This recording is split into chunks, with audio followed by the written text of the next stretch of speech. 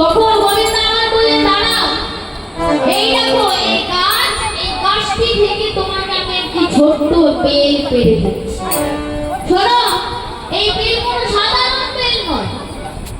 এই বেল তুমি এক ঠোকর দিয়ে বলবে বড় বাড়ি হয়ে যায়, তোমাদের বড় বাড়ি হয়ে যায়। আর এক ঠোকর দিয়ে সবাইকে বানানো না বুঝছো তো, মানে লোকটা তোমাদের সাথে কেন ঝামেলা হচ্ছে, মানে যে ফলে ব্যাপারে ভরা বহুত হয়ে গেছে।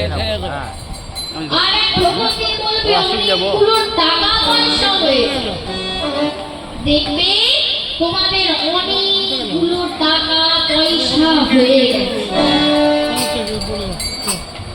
এই শুনে ব্রাহ্মণ খুশি মনে বেটি নিয়ে যাপনের মনের পথ পানে চলেছে। গোবিন্দ